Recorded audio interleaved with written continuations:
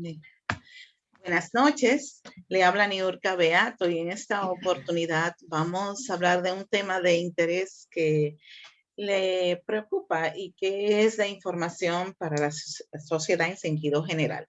Y en esa modalidad, a través de esta alternativa digital, estoy en compañía de un experto en el derecho que es don Blas Santana, una persona con una credibilidad, santiaguero de nuestra República Dominicana, ubicado en la zona norte, y definitivamente nosotros tenemos que ver cómo identificamos esas actas del Estado civil, toda vez que desde que usted nace ya surge el requerimiento de obtener ese documento y en la medida que se dan las acciones y el desarrollo de la humanidad, de ese ser humano nacido, pues se va requiriendo una acta para cada uno de esos eventos. Así es que, don Blas Santana, muy buenas noches.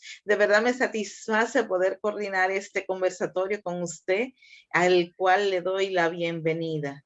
Así es que abrimos este espacio. Es suyo.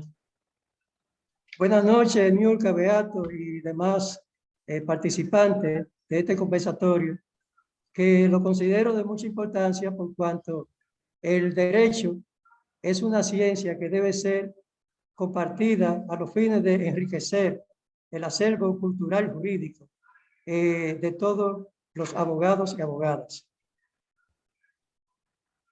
Qué bueno, don Blas, porque precisamente en ese aspecto que la gente dice, mira, todo está escrito, está bien contemplado en las normativas legales y la importancia es conocerlo. ¿Qué función tienen las actas? ¿Por qué surgen las actas? ¿Cuál es la dinámica del requerimiento? ¿Quién la emite? ¿Cuáles son los plazos? ¿Cuáles son las alternativas que tenemos en función de la actualidad que ya hoy la Junta Central Electoral nos ha propiciado?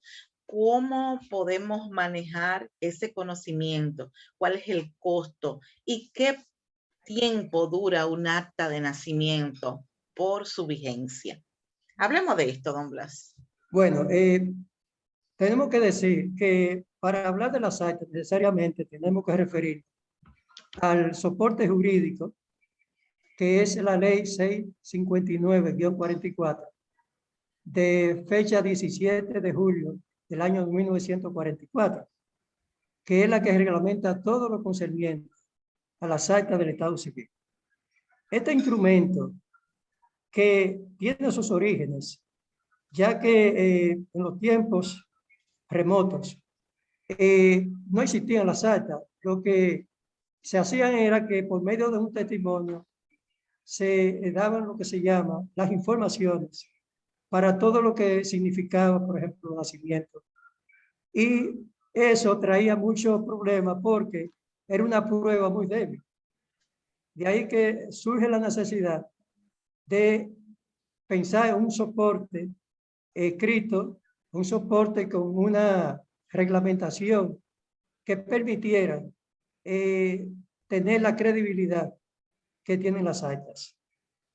Las actas son los instrumentos que redactan los oficiales del Estado civil y que estos llevan en un registro, el registro de Estado civil, en la cual se asientan las principales informaciones y datos del Estado civil de la persona.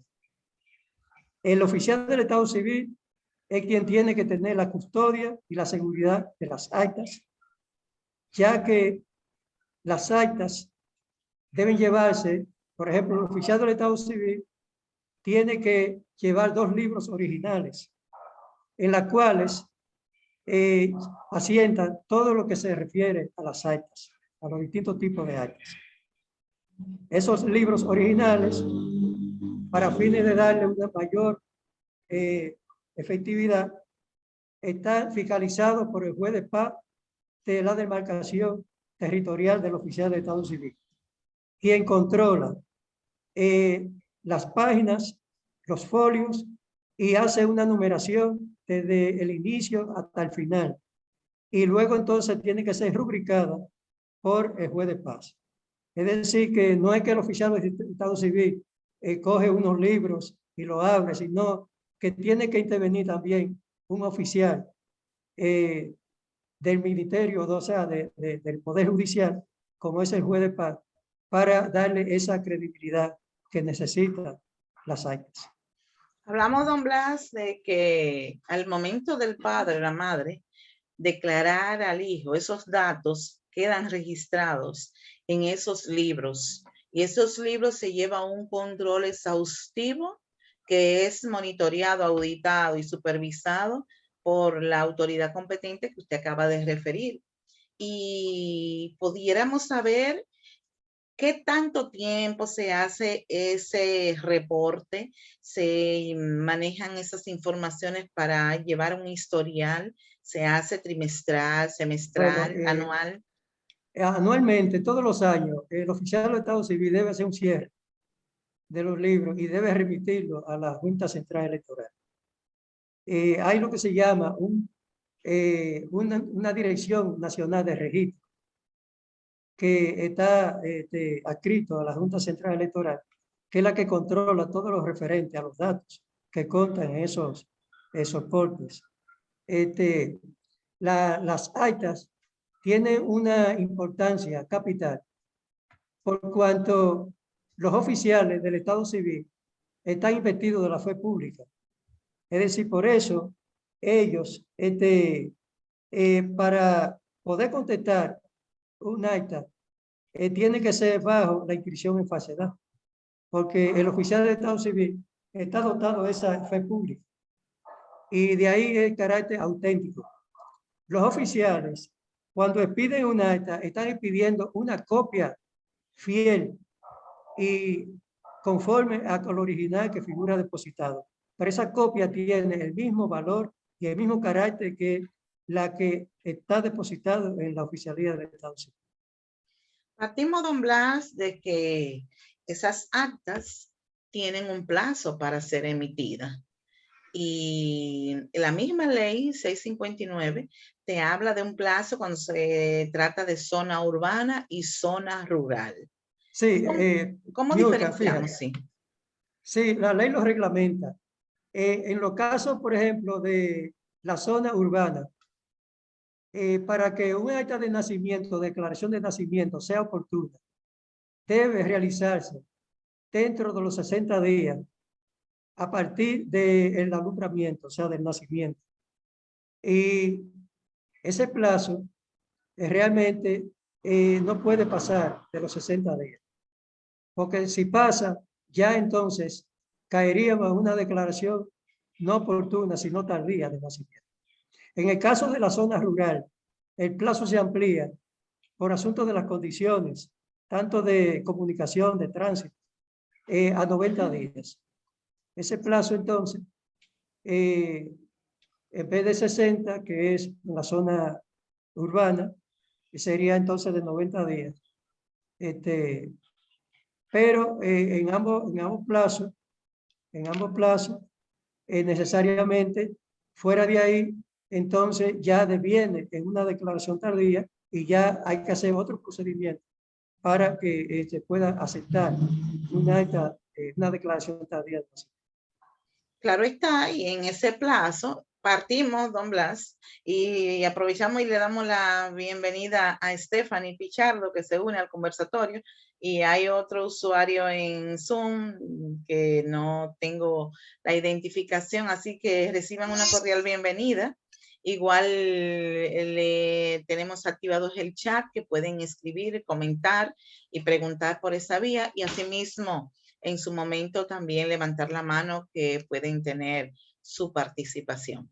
En ese contexto, don Blas, cuando hablamos de esa acta de nacimiento, partimos de que usted, el padre o la madre, le va a entregar a la oficialía civil los datos correctos del niño o la niña que va a declarar.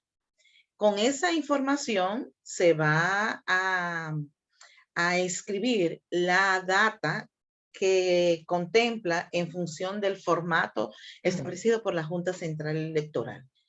Todo, Sí, si todo, quisiéramos al respecto establecer ¿sí? que la Junta Central Electoral emitió la resolución 5-99, en la cual hizo algunas precisiones respecto a las declaraciones de nacimiento, en el sentido de exigir que en el caso de los padres, por lo menos uno de ellos debe ser dominicano.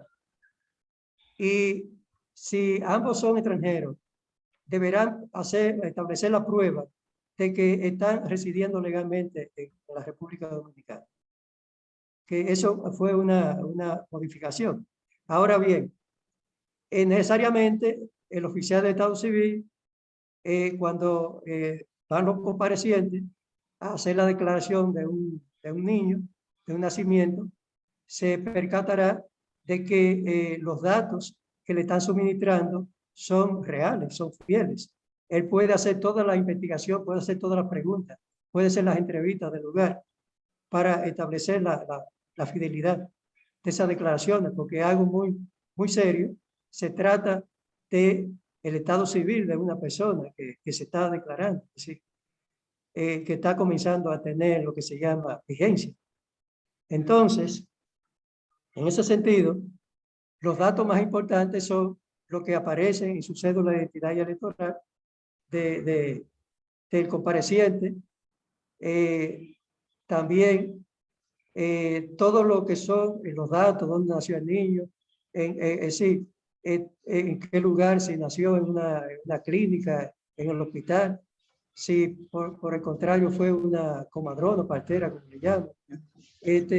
Todos esos datos deben ser alimentados en esa declaración, porque esa información tiene que ser fiel, tiene que expresarse y tener una seguridad de que no dé lugar a dudas y que el niño se declare con lo que se llama con su nombre real, sin apodo, sino que realmente, y ahora mismo, por ejemplo, podemos decir que la Junta Central Electoral depositó un proyecto de ley en la cual está estableciendo que cuando se va a hacer la declaración de un niña o niño, deberá respetarse la dignidad de ese recién nacido y no podrá tener nombres que sean ofensivos.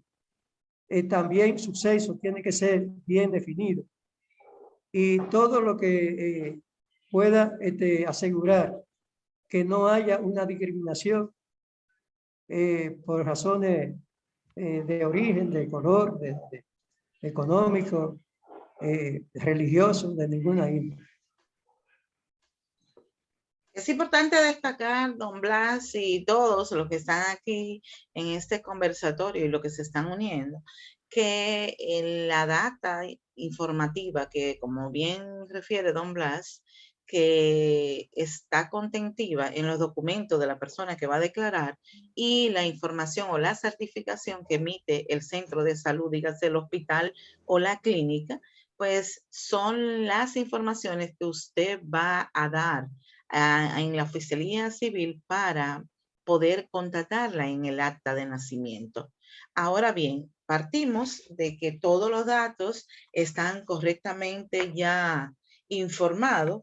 Ahora hay que contemplar, don Blas, que existe la posibilidad, y con frecuencia se da, errores en las actas de nacimiento, en los nombres, en la fecha, en el estado civil, en las diferentes informaciones que se otorgan. Por ejemplo, hay gente que usted le dice, mire, tiene el apellido, tienen un solo apellido, tienen dos, pero no le ponen la atención cuando le dicen, le dan un borrador del acta de nacimiento para que lo revisen y en ese momento no se detienen a revisarla. Y es sumamente importante esa información, la revisión Sí, sí. del acta. Digo que en ese caso, la ley 655, 659 Sí. prevé el procedimiento cuando se trata de errores puramente materiales, o sea, que no afecta a la sustancia, o sea, de contenido del acta. Te voy a poner un ejemplo. Por ejemplo, una señora llamada, que se llama Mercedes, va a declarar un niño nacido. Ella da, suministra el nombre, pero resulta que la escribiente le pone María. Pero ella le dan realmente una prueba, pero tampoco asimila de que le han puesto un nombre incorrecto. Entonces, ahí necesariamente lo que habría que hacer es una rectificación. Ella bastaría presentar su acta de nacimiento para que se establezca que el nombre de ella es Mercedes y no María. Pero eso podría también ocurrir con un apellido, podría ocurrir con cualquier otro dato que no sea, como dije anteriormente, sustancial. Son lo que se llaman errores subsanables, puramente de carácter material. Así mismo. Y hablamos de... No es porque debo hacer una distinción. Por ejemplo, si se tratara de que usted declara el niño con el nombre de José y resulta que no le gusta después el nombre y quiere cambiarse, no, ya lo que habría que hacer es un cambio de nombre, que es un procedimiento especial distinto, en la cual interviene ya incluso un decreto de Poder Ejecutivo para que autorice hacer esos procedimientos. Hay otro tema, don Blas, que igual debemos nosotros tocarlo en este conversatorio, y es la parte de la declaración tardía. ¿Hasta qué fecha, año, cantidad de años se puede lograr esa declaración tardía de una persona que hemos visto en nuestra sociedad? Hay mucha gente que aún no tiene acta de nacimiento. Bueno, pero es que la declaración tardía, nosotros le establecimos de que tiene plazos.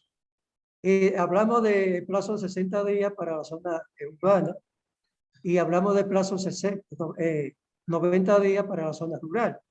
Fuera de esos plazos, no importa la circunstancia que ocurra, necesariamente tendrá que establecerse un procedimiento porque el oficial de Estado Civil no va a recibir como oportuna una declaración de nacimiento que no se haya hecho dentro de esos plazos, porque son plazos perentorios. Por eso entonces que tiene que entrarse en la declaración tardía. Y eso implica un procedimiento especial porque antes, por ejemplo, cuando el padre se presenta al oficial de Estado Civil, necesariamente tendrá que explicarle al oficial de Estado Civil por qué razón se ha dado esa circunstancia de que tenga que ser tardía en la declaración de nacimiento. Y el oficial de Estado Civil incluso puede hacer la investigación que considere oportuna, interrogar a esa parte a fin de buscar una veracidad. Luego, cuando el oficial del Estado Civil está consciente de que se ha debido a quizá una circunstancia que ha sido de fuerza mayor, entonces hace los procedimientos del lugar, el oficial del Estado Civil informa de esa circunstancia al fiscal correspondiente, al fiscal de la demarcación, para que mediante una instancia, se haga un proceso que ya interviene ya un tribunal. El tribunal también del lugar que corresponde a la demarcación, para que emita una sentencia que ratifique esa declaración. Y luego de esa sentencia, deberá ir a enviarse a la Junta Central Electoral para que ésta a su vez autorice al oficial de Estado Civil que asiente y expida el acta correspondiente. Así mismo, don Blas, y sobre todo cuando se dan diferentes casos, porque estamos partiendo que en nuestra sociedad se puede dar una persona que tenga un acta de nacimiento y de repente no aparezca el acta de nacimiento, pero tiene cédula. Sí, es lo que hace entonces, consulta. El oficial de Estado Civil se consulta a la cédula de identidad y electoral para que establezca si han sido pedidas cédulas a favor de la persona que se presenta ante el oficial de Estado Civil para saber que se trata de esa persona y que tiene credibilidad. Y hay otro aspecto que no podemos dejar de lado, don Blas, es el tema de los extranjeros que no tienen el acta de nacimiento aún por tema de que no han tenido los documentos, de que cruzaron por ejemplo, el caso de los vecinos haitianos que han cruzado a nuestro país y no han sido declarados. ¿Cómo podemos identificar las alternativas que tienen para obtener esa acta de nacimiento? Bueno, tengo entendido que hay instituciones que tienen una labor social, por ejemplo, como CONANI, que se encarga de hacer todas las tramitaciones, porque son casos muy sui generis, muy especiales, porque realmente choca con las disposiciones de la ley 659. Entonces, esos son procedimientos que realmente esas instituciones son las que la llevan a cabo, porque hay lo que se llama, en el caso de extranjeros, observa que en esa resolución que hice alusión, la 5-99, establecía muy claro de que se exigía que por lo menos uno de los declarantes de los padres fuera dominicano. Y si eran extranjeros, entonces tenían que demostrar que eran residentes legales. Bueno, Sí, entonces, no sé si esa parte aquí, no la es. sí, no sé si aquí la licenciada Ferreras o el licenciado Ferreras, Alina, Ignacio, que están aquí en el conversatorio, si tienen alguna inquietud, pueden escribir o Bueno, pueden sí, levantar la podría mano. entonces. Igual estamos abiertos a sus inquietudes.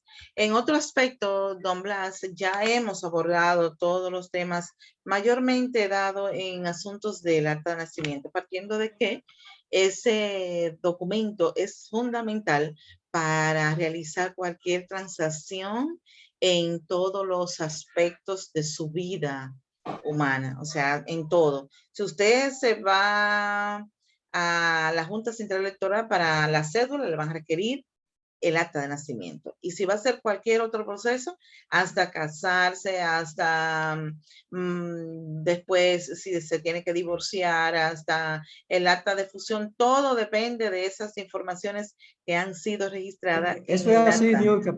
Eso es así. Yo incluso soy de criterio de que la ley 659-44, si no es la más importante, es una de las que tiene mayor incidencia porque gravita necesariamente en todos los habitantes de la República Dominicana.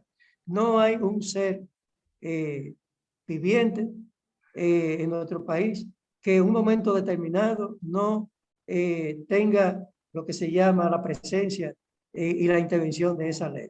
Si nace, interviene la ley. Si contrae matrimonio, interviene la ley, como usted lo está diciendo. Si se divorcia, también interviene la ley. Y un hecho irremediable, que es la muerte, también interviene la ley. O Así sea, es. que no hay, nadie está exento de esa ley. Claro. Y ahora vamos a pasar al tema del acta de matrimonio, don Blas. Realmente partimos que ya el acta de nacimiento está en correcta emisión y que ya vimos todos los aspectos que pudieran darse con esa acta. Ahora, Bueno, al hablar de matrimonio, cuando una pareja decide contraer contraer nupcias, sea por la parte legal o por la parte católica, pues definitivamente necesita esa acta que se emanan de esos datos. bueno, el acta de matrimonio debe contener el mismo protocolo, es decir, la misma eficacia y los mismos requisitos aunque los datos puedan diferenciarse de la de nacimiento, de cualquier otra acta, pero necesariamente, como usted lo ha dicho, existe en nuestro país dos regímenes matrimoniales, que son el matrimonio civil, que es que se contrae ante la presencia de un oficial del Estado civil, y el matrimonio canónico, matrimonio religioso. Pero en ambos matrimonios necesariamente deben los futuros contrayentes establecer previo incluso al matrimonio, cumplir con una serie de prerequisitos que el oficial de Estado civil le solicita, como por ejemplo llevar para el caso de el esposo le exigen un acta de lo que se llama de soltería. También le exigen que tiene que depositar toda la cédula, todos los documentos a fines de alimentar en el sistema las informaciones para cuando se vaya a efectuar el día que está pautado lo que se llama el evento, más bien el acto solemne del matrimonio. Y esos datos necesariamente el oficial de Estado civil lo que hace es que lo confirma con la base de datos que tiene también, los sistemas que tiene, para asegurarse de que son fehacientes, son creíbles y que realmente no hay ningún obstáculo para el día que esté pautado solemnizar el matrimonio, entonces hacerlo.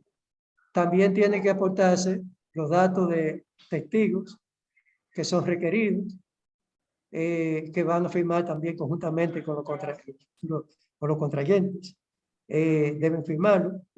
Los futuros contrayentes también, en caso de que vayan a adoptar un régimen, lo que se llama matrimonial, que establezca una especialidad en cuanto a los bienes que compondrán la comunidad.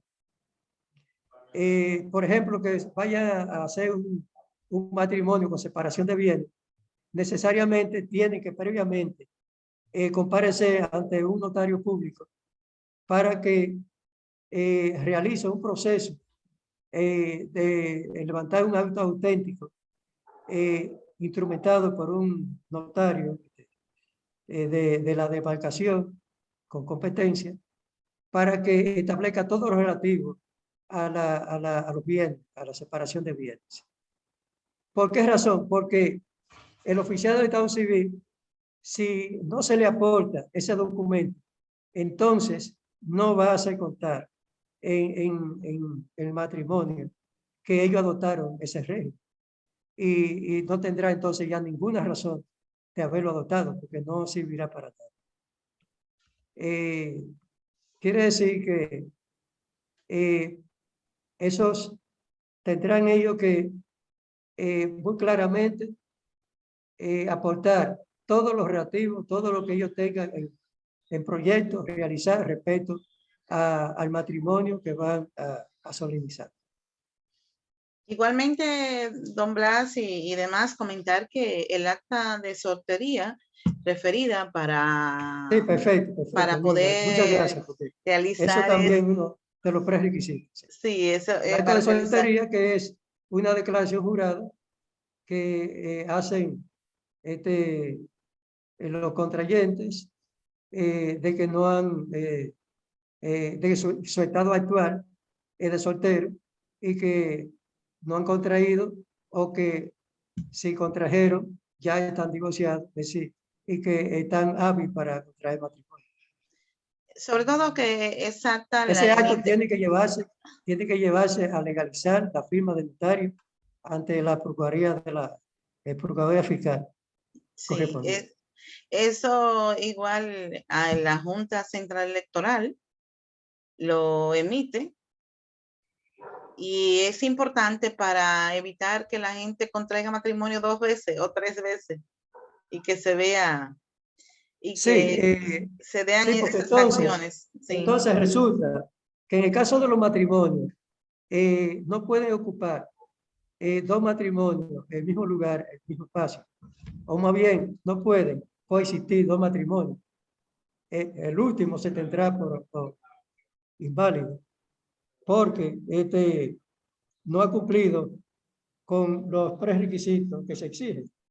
Ahora bien, yo quisiera, en relación a ese caso, hacer una aclaración. Supongamos que, las personas que van a contraer matrimonio hayan procreado un hijo antes de ese matrimonio y que van a legitimar con su siguiente matrimonio. Si ellos, por ejemplo, contraen ese matrimonio y se descubre después, es decir, ellos realizan el matrimonio y se les pide un acta de matrimonio. Pero resulta que después que se hace la investigación, se demuestra que hubo una falsedad, que se falsearon los hechos y que ese segundo matrimonio no es válido. Sin embargo, para fin de proteger ese hijo que nació de ese segundo matrimonio, que puede ser declarado inválido, entonces hay lo que se llama el matrimonio putativo. O sea, ese matrimonio se reputa putativo con la finalidad de proteger únicamente en lo que respecta a ese menor, para que no sea un menor lo que se llama bastardo, Sí. bastardo sin una, lo que se llama una estirpe, sin un nombre, un apellido, ¿sí? Que pueda protegerlo en su derecho. Y entonces, por eso, a ese matrimonio que no importa que se anule, entonces, para los fines de proteger ese menor que fue procreado, que no tiene la culpa, y que incluso es muy probable que, porque el legislador ha querido asimilar el matrimonio putativo, porque se da el caso de hombres que le llevan a una mujer un acta de pronunciamiento de divorcio, un acta de pronunciamiento de divorcio. Pero el acta de pronunciamiento de divorcio que le lleva no es la que corresponde a ese matrimonio, sino de otro matrimonio. Y entonces engaña a la mujer. Y la mujer creyendo que realmente el hombre está divorciado, contrae matrimonio. O sea, acepta contraer matrimonio. Y sobre todo cuando han contraído matrimonio aquí y luego llevan o tienen una relación fuera del país, que muchas veces sucede en esos casos. Tengo aquí una información de Alina del Carmen y dice, a mí me pasó un caso, en mi cédula decía que había nacido en Moca y en Cayetano Hermosén. Yo fui para que me arreglaran el error, lo necesitaba para rápido y ese cambio duró 30 días para hacer dicha corrección. Si todo está sistematizado, pues debería ser más rápido la entrega. Eso entendemos nosotros, porque realmente uno de las razones del proyecto que depositó la Junta Central Electoral ante el Congreso es precisamente hacer que todos estos procedimientos sean lo que se llama informatizados y reducir los plazos. Que ahí entonces yo considero pero debo decir que lo que se tomará en cuenta para establecer el lugar del nacimiento no es que la persona haya nacido, por ejemplo, en un hospital de Moca, sino el lugar donde reside la persona, el padre, la madre. Es decir, esa es una de las disposiciones que tiene la ley.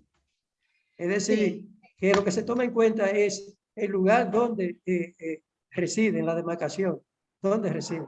Porque puede ser que esa persona reside ahí, pero por una razón lógica, un familiar se lleve a esa madre para dar a luz.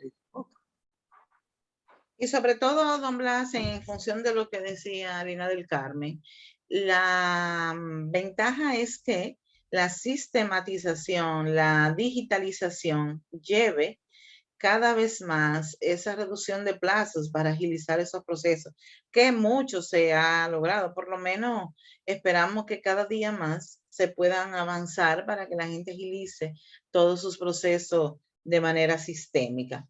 Ahora bien, don Blas, ya sabemos que el acta de matrimonio es importante porque ante un proceso, por ejemplo, de los hijos, de temas de ciudadanía, de papeles y documentos en el extranjero, Sucesorio también, y sucesorio. sucesorio, se le requiere el acta de matrimonio y debe estar, por experiencia lo comento, debe estar certificada, si es un matrimonio por la iglesia, debe estar certificado por el obispado, pero igual debe ser apostillado por el Ministerio de Relaciones Exteriores. Sí, de luego que sí, sí, eso Esos está claro. son datos Eso es así como usted dice. que lo dejamos eso aquí. Eso es el caso de lo que llama el matrimonio religioso. Así es. Entonces, es importante que nosotros veamos eso y que se parte de que al momento de que le emitan el acta de matrimonio, sea en la oficialía civil o en la iglesia católica donde contrae matrimonio, que se revise la información, porque cualquier error es preferible revisarlo para enmendarlo en el momento y no luego que usted vaya a necesitar esa acta que le pueda ocasionar alguna urgencia, como es la que refiere nuestra querida Alina del Carmen.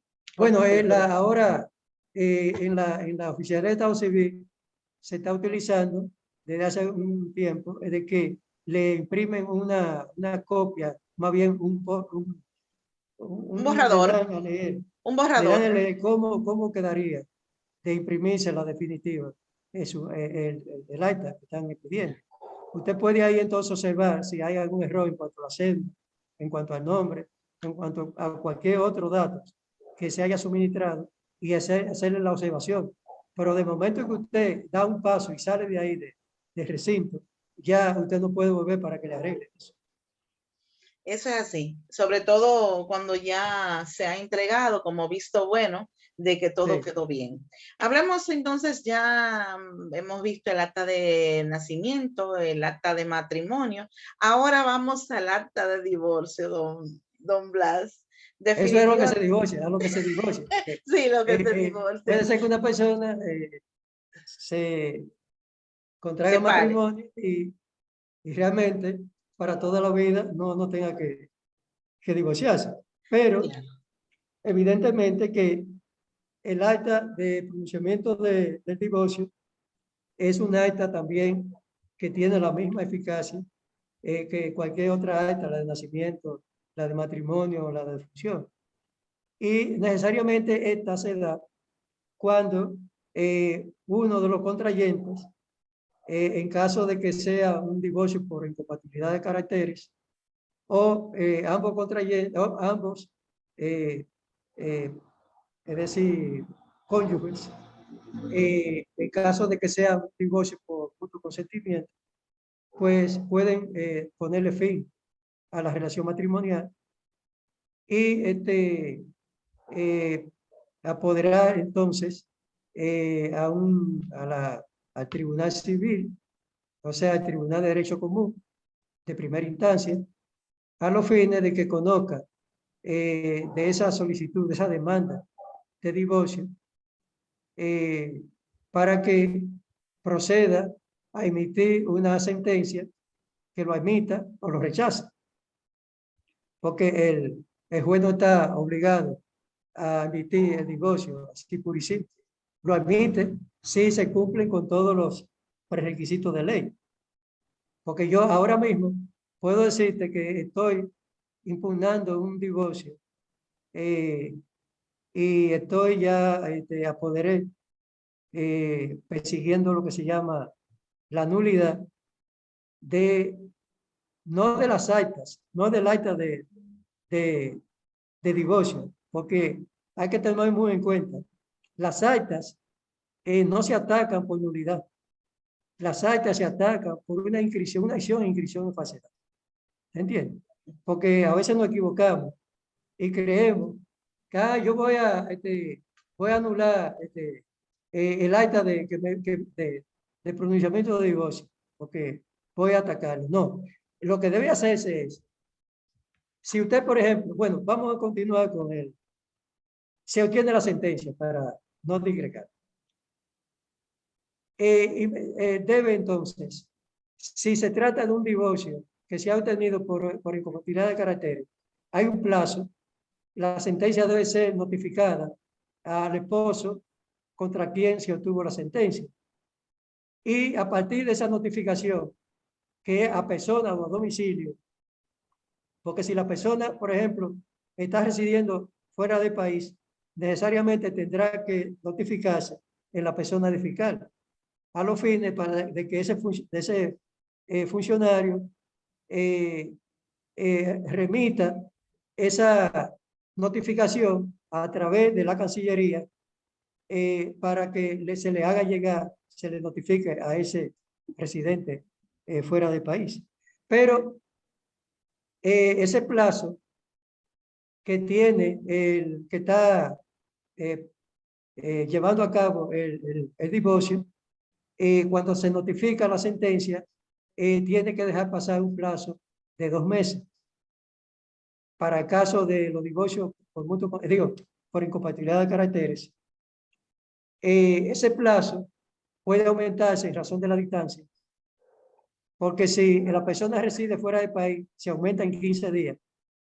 Si reside aquí en una zona que hay una distancia de 100 kilómetros, 125 kilómetros, 50 kilómetros, entonces eso aumentará, es decir, de un día por cada, tengo entendido, por cada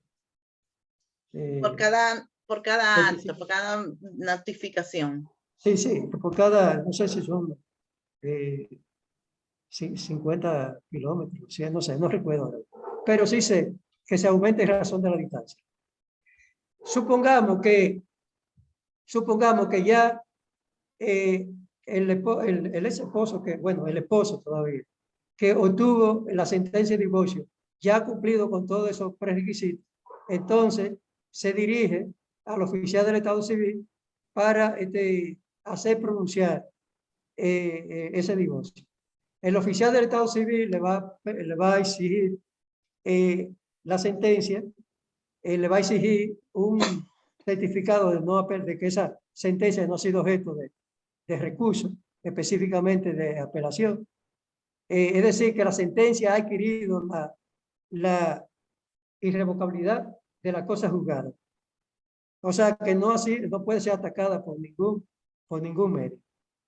Y además, también, todo lo que tiene que ver con la notificación, los actos de alguaciles, es decir, con que se ha hecho todo esa y debe hacerse, como dije anteriormente, acompañando de todas esas informaciones que están contenidas en la ley 659 y que el oficial del Estado Civil solamente la va a transcribir cuando esté seguro de que está completamente completo el expediente y que puede proceder a hacer ese pronunciamiento. Lo bueno, don Blas, es que todos estos procesos están definidos Escúchame, legalmente. si el divorcio se obtiene por mutuo consentimiento, no hay que esperar los 2 meses, realmente. El mutuo consentimiento, lo que hay que dejar son un plazo de 8 días, octava franca, para que la sentencia ya, ¿me entiendes? Se haga definitiva, porque ahí no ha habido litis. Lo que ha habido es que el juez ha homologado un acto que se ha interpretado auténtico ante un notario, que fue el acto de convenciones matrimoniales. dice de divorcio. Lo bueno, don Blas, es que en nuestro país, República Dominicana, están definidos todos estos procedimientos. Y precisamente cuando el acta de matrimonio, el acta de divorcio, ya se definen todos estos eventos, pues todos debemos conocer esas informaciones que están de manera digital para que la gente la pueda hurgar, la pueda leer y pueda entender ante cualquier inquietud que pueda surgir. Claro está. Yo estoy totalmente de acuerdo. Es más, yo soy partidario de que se pueda hacer una edición, así como se hizo, una edición especial, una constitución para menores de edad, una constitución que tengo entendido que fue cuando era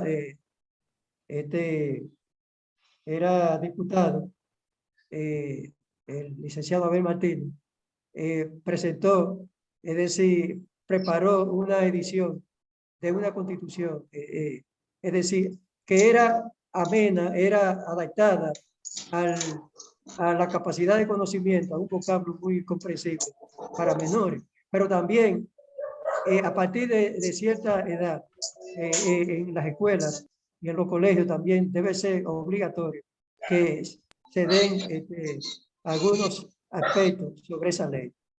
Eso implicará que haya una ciudadanía consciente y que tenga pleno dominio de esa ley. Excelente, don Blas. Definitivamente eso es lo que se quiere, que la gente conozca. Dice Fernando Tavares, la sentencia de divorcio por mutuo acuerdo. Sí, muy bien. Dice Fernando, la sentencia de divorcio por mutuo acuerdo puede ser impugnada mediante el recurso de casación. Sí, eso es, pero no puede ser impugnada por ninguno de los contrarios. Porque sería un contrasentido que usted impugne una sentencia en la cual usted ha sido parte. Y resulta que, como dije anteriormente, en la sentencia, en la sentencia que se obtiene por mutuo consentimiento, ha precedido de un acto de estipulaciones y de convenciones que son levantadas ante un notario público, incluso en la que también se hace contar si existen los bienes para reglamentar la comunidad y si se hace una petición amigable de esos bienes para que cuando la sentencia también, el tribunal pueda también referirse a la composición de la comunidad.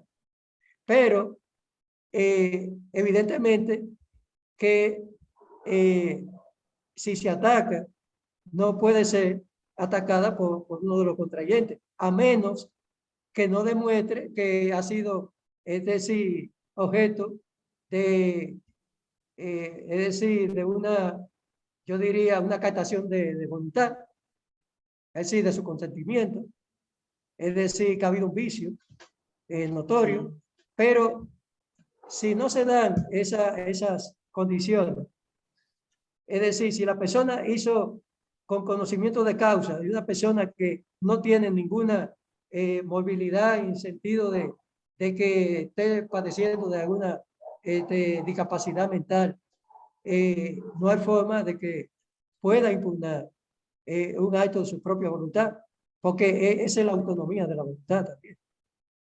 Así, tengo no sé si Fernando está de acuerdo. No sé si Fernando, para encadenar, si que tiene que comentar algo a lo que don Blas refería sobre su posición.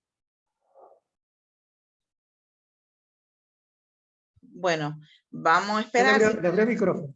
Sí. El que levante por favor la mano. En lo que Fernando se activa, pues tengo la mano levantada de Stephanie Pichardo. Cuéntanos, Stephanie.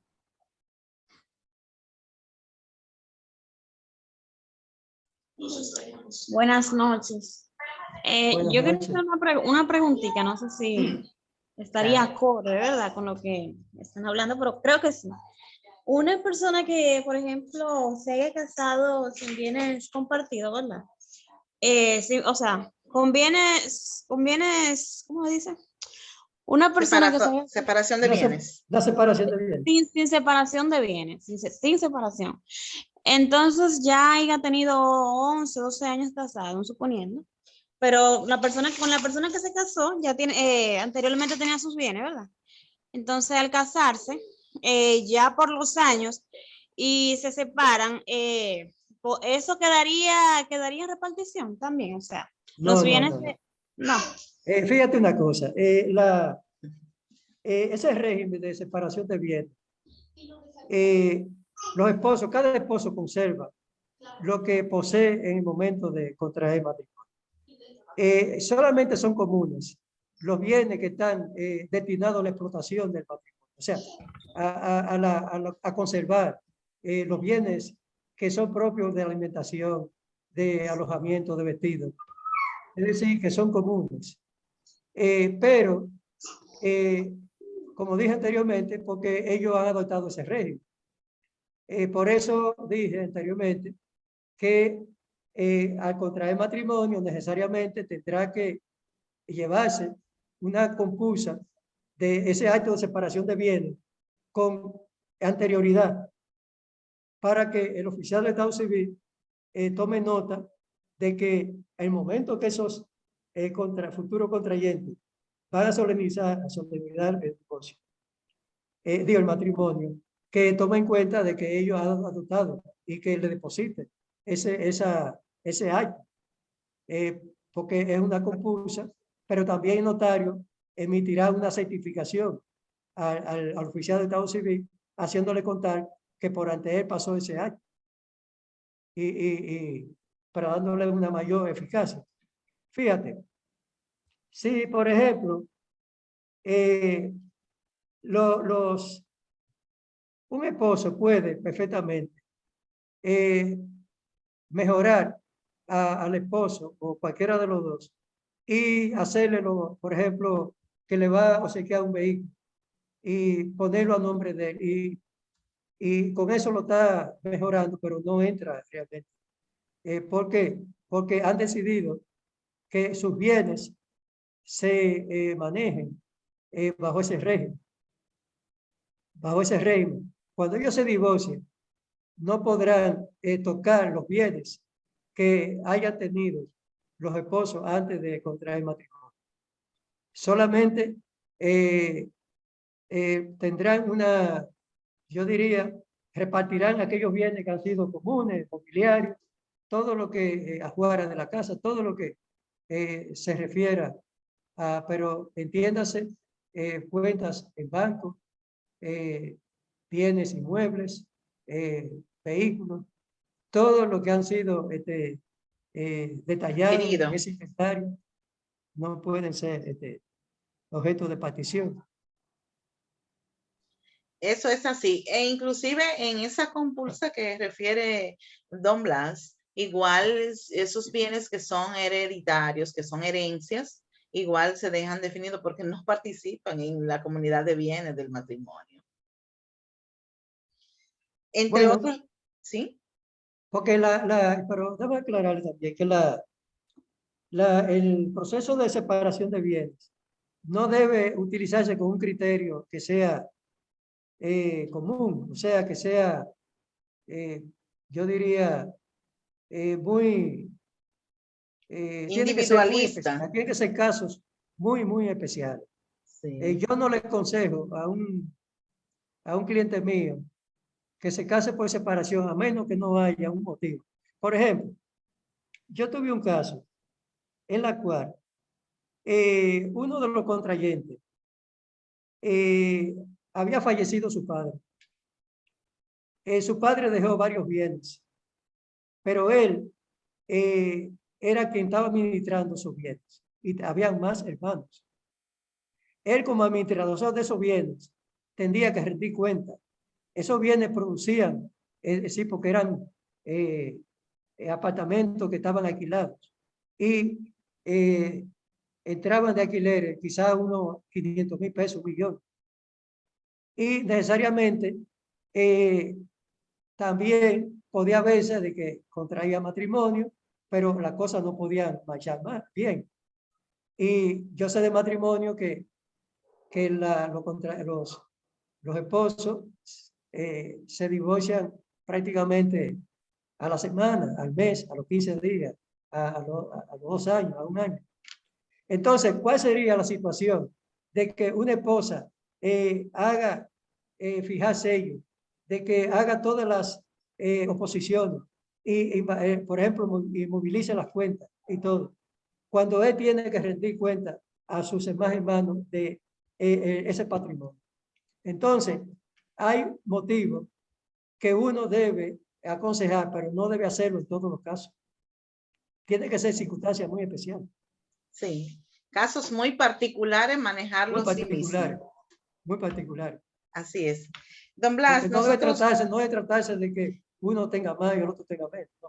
Sí, Lo que debe tratarse son de situaciones sí. que por prudencia, para uno proteger. Porque puede ser que la esposa tenga la mejor buena fe posible, pero esa buena fe también un día puede flaquear.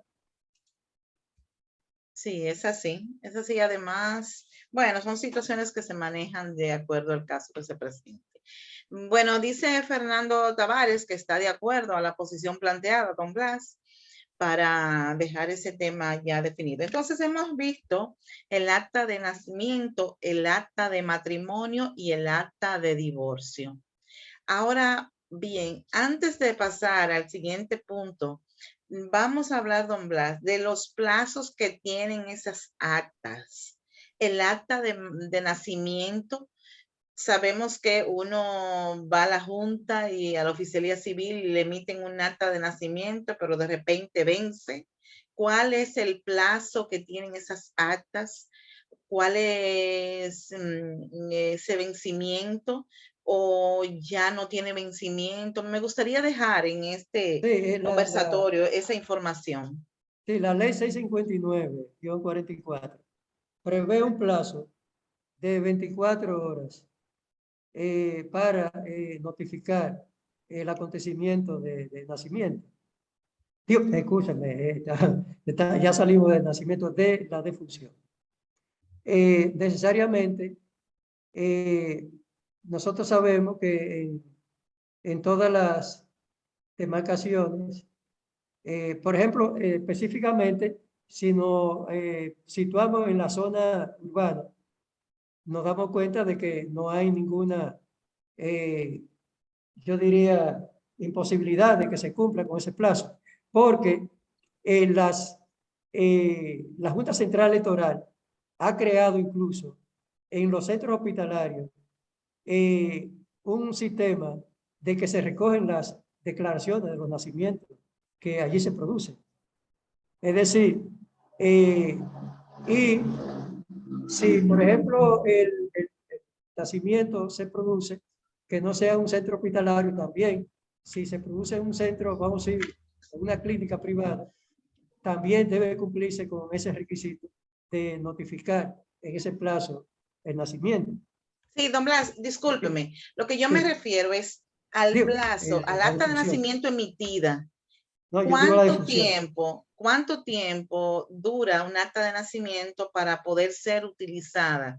90 días, porque si ahora mismo, hoy estamos a 25 de abril del 2022, si hoy se obtiene un acta de nacimiento en una oficialía civil de la demarcación correspondiente, entonces, ¿qué tanto tiempo es válido esa acta de nacimiento para ser utilizada?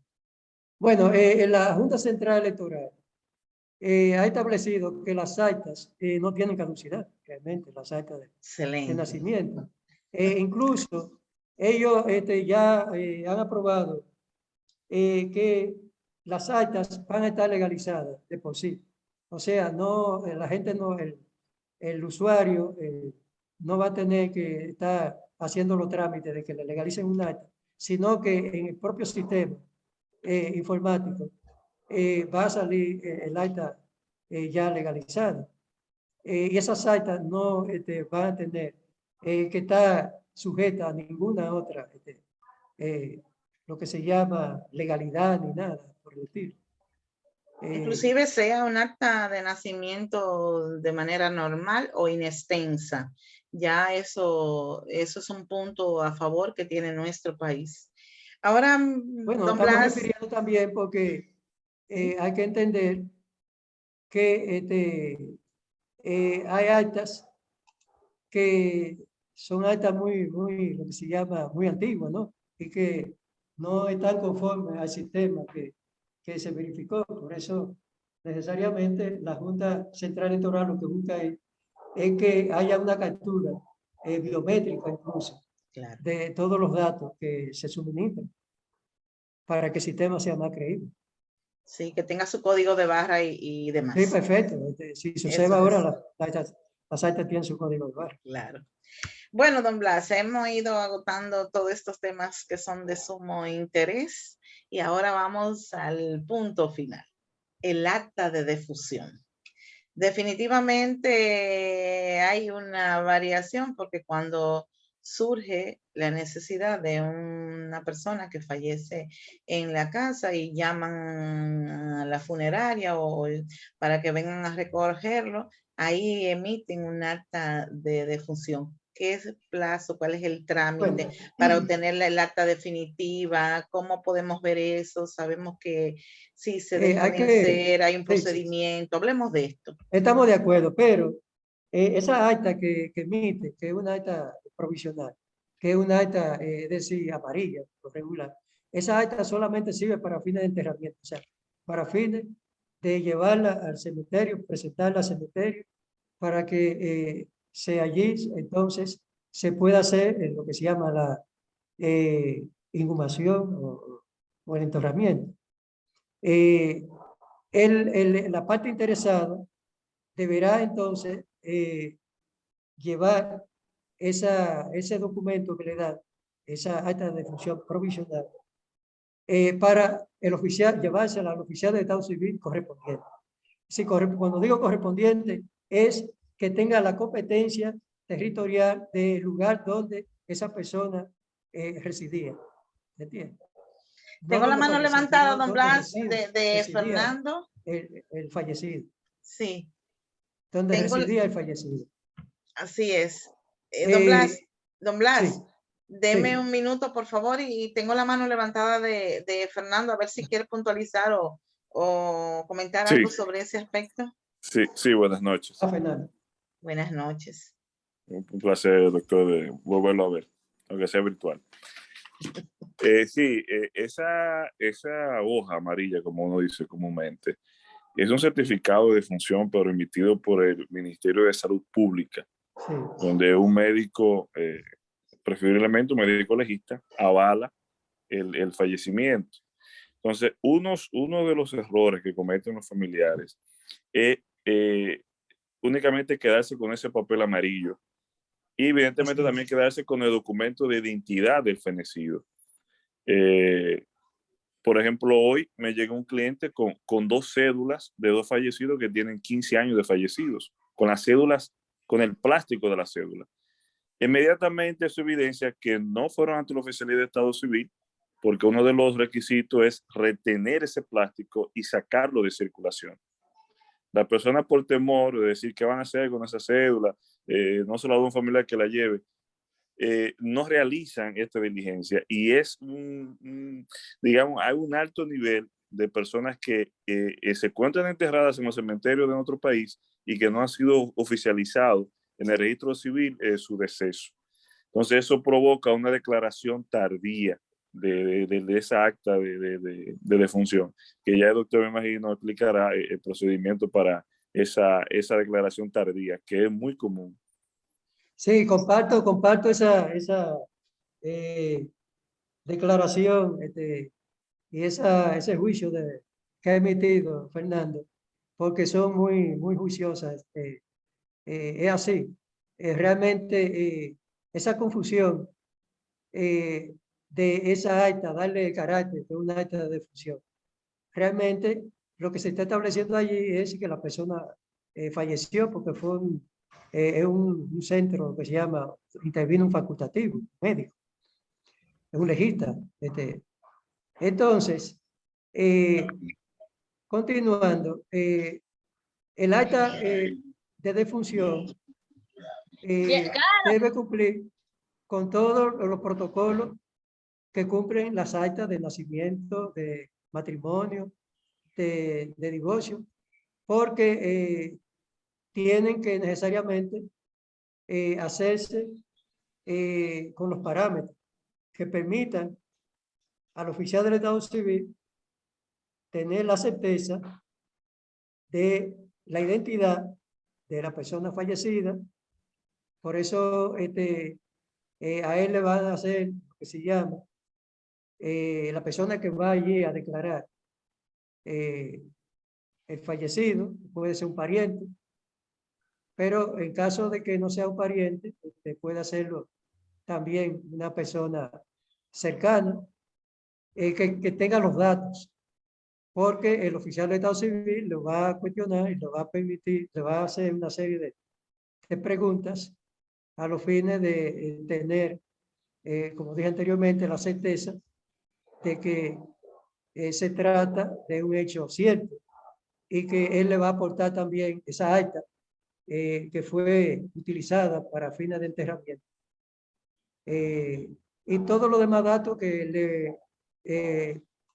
le exija el oficial de Estado Civil, que es quien va a escriturar y va a transcribir esas informaciones para asentarla en el libro que lleva y entonces poder pedir el acta correspondiente. El acta correspondiente. Siempre que sea un acta oportuna. Porque, tal como dice Fernando, si esa declaración de fallecimiento no se hace dentro del plazo, la ley establece un plazo de 24 horas. Si hay alguna dificultad, entonces necesariamente podría caerse en que no es una declaración oportuna.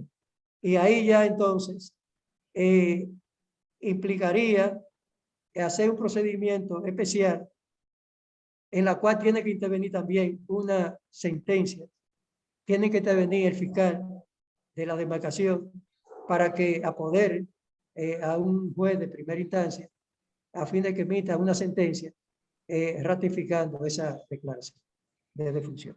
Y sobre todo, don Blas y demás, cuando sucede eso que no se emite, las empresas, las compañías de seguro, de servicios, requieren de esa acta para cancelar esos servicios. Entonces, no, y para fines también de la seguridad social que puedan ser descargadas de todo. Es decir, del sistema.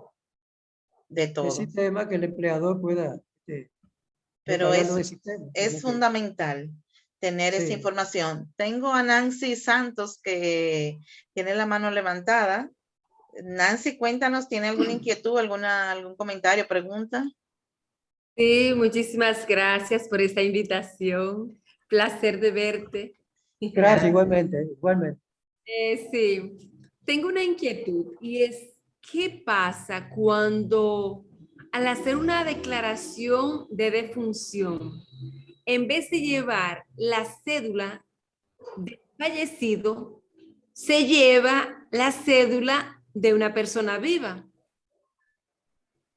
Yo sé que... Es que realmente eso es algo que el oficial de Estado Civil lo va a observar y va a advertir que esa cédula no se trata de la persona que ha fallecido. Porque es que esa cédula tiene que corresponderse con otro documento, como por ejemplo el acta amarilla y otras informaciones que tienen que ir, es decir, acompañadas de esa declaración. Él lo va a advertir de que no se trata de que hay un error. No creo que el oficial de Estado Civil pueda. Es decir, cometer ese error grosero, yo diría. Yo conozco el caso de un señor que cuando se hizo la defunción de su hermano fallecido llevaron la cédula de este señor. Y él nunca pudo votar. Ya últimamente falleció también el hermano, es decir, que esta persona murió 2 veces. Bueno, esto, la verdad, yo no sé, eso tenía que haber sido, ¿y qué tiempo hace? Okay. Bueno, Sí. hace mucho ya, pero ni siquiera los partidos políticos, él trató de buscar que los partidos le ayudaran con esa situación y nunca pudo. Al final murió ya anciano y no pudo sacar su documento nuevamente. Bueno, realmente, creo que uno no debe nunca descartar de que se pueda incurrir en lo que se llama un error, porque yo siempre oigo comentarios de que aquí muchas veces hasta los puestos votan. Es decir, que se dan casos de que personas que figuran ya fallecidos, otro está suplantando, es decir, la identidad de esa persona. Pero no es eso legal. Ahí intervienen lo que se llama falsedades, Claro. distorsiones a la ley. Sí. Es decir, no es lo legal, no es lo que Dice lo que Fernando corresponde. aquí, Y Fernando yo creo que un Tavares. oficial de Estado Civil muy Sí. habilidoso no va a no le va a pasar eso. Así es. Dice Fernando en el chat, correcto, los datos que se debe aportar al declarante son el nombre, apellidos, número de cédula, ocupación, domicilio, estado civil, nombre del cónyuge, fecha de nacimiento, causa y lugar de fallecimiento. Y de igual manera tengo a Fernando, que tiene la mano levantada, que le voy a ceder el turno, y Ángel dice, el acta de defunción, al igual que las actas de nacimiento, son esenciales para la determinación de herederos. Sí, Muy pero bien. déjame decirle a la joven que hizo esa inquietud, que evidentemente ahora los oficiales de Estado Civil tienen lo que se llama un cruce de informaciones. Ellos tienen una data, es decir, en la cual tienen informaciones de si esa persona era casada o no.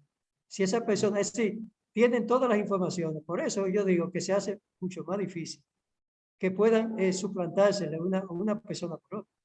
Porque es que ya no se tratan de los tiempos antiguos, es decir, se trata de oficialía del Estado Civil, en la cual, es más, la Junta Central Electoral elaboró un manual que lo tienen todos los oficiales de Estado Civil, en la cual hay una serie de parámetros que están mucho más avanzados que lo que está en la ley 659, sobre cómo deben comportarse, cómo deben actuar, qué medidas deben tomar a fin de que no sean, es decir, sorprendidos en su buena fe. Asimismo, la tecnología de la información y la Entonces comunicación. la pregunta Sí. es, Bueno, vamos a darle, don Blas, la palabra a Fernando Tavares, que bueno, tiene, sí, perfecto. que tiene la mano levantada. ¿Sí? Necesariamente, sí, necesariamente diga, bueno, Fernando, te escucho. No, sí, diga, doctor. Diga usted, don Blas. Bueno, necesariamente que el acta de defunción es un documento que es vital para establecer y definir el régimen sucesorio de esa persona fallecida. Es decir, cómo manejar los bienes, el patrimonio sucesoral de, como dije anteriormente, de esa persona que ha fallecido y que ha dejado posiblemente una descendencia, que ha dejado una esposa si era casado, o ha dejado un testamento. Y entonces, necesariamente,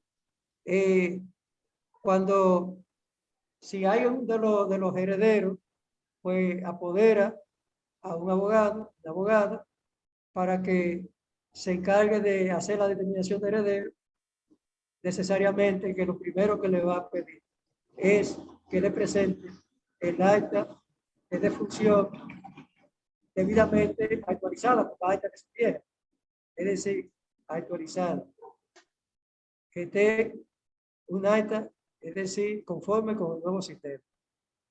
Excelente, don Blas. No sé si Fernando Bueno, quiere aportar algo más claro. al respecto. No, Fernando. no, como dice la décima de Juan Antonio Liz, corroboro. Sí. No, doctor, le quería aportar con relación a estos muertos civiles que aparecen con acta de defunción, registro civil.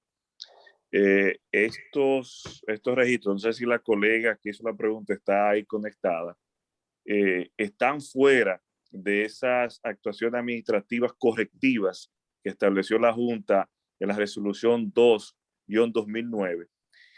Y entonces lo que hace la Junta para enmendar este error es un proceso extrajudicial y digamos administrativo, en la sede administrativa de la propia Junta, y se inicia tomando los datos biométricos de esta persona que aparece como fallecida en el registro civil, y debe de aportar el acta de nacimiento de los padres, las copias de la cédula de los padres, fe de bautismo, y toda esta documentación accesoria que demuestre digamos, la vida civil de este muerto, muerto civil, como yo le llamo. Entonces, la Junta procederá a hacer un levantamiento con un inspector al lugar de residencia de esta persona, entrevistarse con los vecinos, incluso entrevistar al oficial de Estado Civil e indagar por qué se cometió ese error.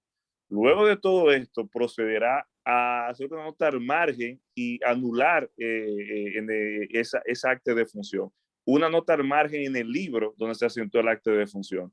Porque, como todos sabemos, las actas de Estado Civil no son más que certificaciones. El único original que existe en doble es el libro, y todo lo que nos dan son simples certificaciones. Es un proceso un poquito largo, tedioso, pero es administrativo y sí se puede enmendar en un tiempo promedio de algunos 6 meses. Eso que dice Fernando se complementa también con el régimen de la persona desaparecida. Es decir, la persona, hay un régimen especial para declarar como desaparecida una persona, y llega un momento en que necesariamente tendrá que pronunciarse sobre que esa persona está, es decir, fallecida. Hay un régimen especial que no, ahora mismo no lo tengo tan así, porque es bastante complejo. Sí, doctor. Es bastante complejo. La ley establece un tiempo, creo que son 3 años.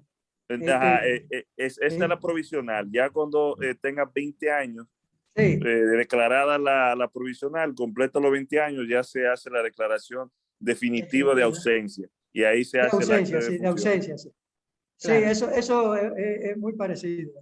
Eso realmente lo que se busca es de que necesariamente cuando una persona fallece, una persona por lo que sea, deja un estirpe, y ese estirpe no puede quedar desamparado. Es decir, y ni los bienes tampoco pueden quedar realengo. Tienen que recogerlo la persona que tengan la vocación sucesoral, que tengan lo que se llama el afesio, como dice, el afesio sucesorio, a los fines de que pueda reclamar los bienes. Tengo a Gregoria Jiménez. Fernando, ¿quiere algo más que aportar? Corroboro al doctor. Así que vi la mano levantada. Gregoria, bueno, no sé, vi que salió. Bueno, don Blas, ya hemos agotado todas estas temáticas de sumo interés y con una brillante intervención, más las participaciones de los que aquí se han dado cita en este conversatorio, porque son temas que la gente tiene muchas inquietudes, pero definitivamente no conoce esas informaciones que usted de verdad hemos aportado en este conversatorio. créame que cuando la gente sabe que nace y que hay que declarar en un acta de nacimiento, debe manejar los plazos en función de cumplir con todos esos procedimientos que están establecidos y hemos avanzado. Donde quiera, en cualquier demarcación, hay una junta central electoral hasta los domingos. En ocasiones se encuentran juntas central electoral, oficialía civil, que usted puede obtener información. ¿Y qué más luego que usted decide casarse, contraer matrimonio y saber que hay un acta de matrimonio que está establecida legalmente? Asimismo, luego que decide separarse por la razón que sea, está definido y los plazos que se manejan. Y luego ya la parte final, el acta de defunción. Todo eso es un engranaje que nosotros debemos ir llevando sobre ese folio, ese folder, esa carpeta, porque ya tenemos que ir organizando y usted haciéndole partícipe a su gente que definitivamente nosotros tenemos que estar más con este intercambio de información que, como decía don Blas anteriormente, hay un cruce de informaciones. La Junta Central Electoral tiene todo ese padrón donde usted tiene una información en el distrito y en cualquier demarcación la pueden purgar, la pueden confirmar. Así es que, don Blas, unas palabras... Yolka, ¿Sí? si me permite hacer Sí, una... Porque cuando me estaba refiriendo al matrimonio, no quería dejar de establecer que la ley 1-21 estableció la prohibición absoluta de que ninguno de los contrayentes puede tener menos de 18 años. O sea, más de 18 años. O sea, aquí no valen dispensas de los padres ni nada. Es una prohibición absoluta que el oficial del Estado Civil lo primero que debe verificar es la edad que tienen los contrayentes. Don Blas, aquí tenemos un reto. Dice Ignacio, excelente, y dice Ángel, es bueno que para la próxima se hable de la doble ciudadanía. No, y también de reconocimiento, o sea, sí, reconocimiento, que hay reconocimiento póstumo, hay reconocimiento antes de que, o sea, ahí podemos hablar de eso. Claro, y de igual manera, bueno, Ignacio dice, gracias por el buen contenido. Así que, señores, eso es parte de lo que nosotros podemos dar a nuestro país, a todo el que va a escuchar, porque esto va a quedar de manera diferente. Yo que te felicito por haber aceptado con ese tema tan importante. Bueno, combinar, don Blas, con usted que tiene tanta sabiduría y tanto que aportar, créame que nuestra población, nuestra humanidad en sentido general, tiene que conocer toda esta información, porque a los profesionales del derecho le da una apropiación del deber cumplido cuando tienen que accionar, porque deben aportar informaciones que realmente, si ellos se restringen, el abogado no va a poder realizar su trabajo. Y eso es importante, sobre todo cuando se trata de datos que son personales. Así es que, don Blas, unas palabras finales. Bueno, dice Ángel, muchas gracias. Bueno, primero, en primer lugar, darte las gracias a ti por haber, haberme solicitado, ¿no?, la colaboración, y también a los participantes. Y coincido contigo en el sentido de que esta ley tiene que ser más socializada. O sea, es una ley en la cual debe establecerse un proceso de divulgación por todo lo que se llama como una situación de, yo diría,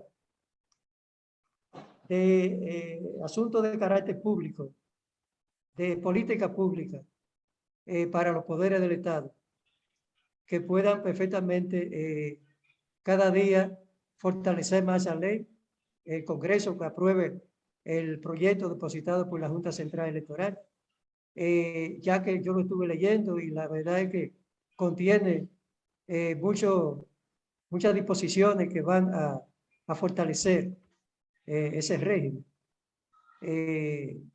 y también a mantenernos, porque debemos enriquecer el acervo cultural de los abogados y las abogadas. Eso es así, don Blas. Igual pudiéramos también sugerir que dentro de la modalidad educativa pueda fortalecerse ese conocimiento en los aspectos de moral y cívica, que sería fundamental para enseñar todos estos elementos que son relevantes por la data que se requiere ante cualquier circunstancia. Así es que, don Blas, un abrazo. Gracias, le gracias a aprecio todos. mucho, les mi respeto Bye, bye. de siempre y un placer a todos. Muchas gracias y buenas noches. Igualmente.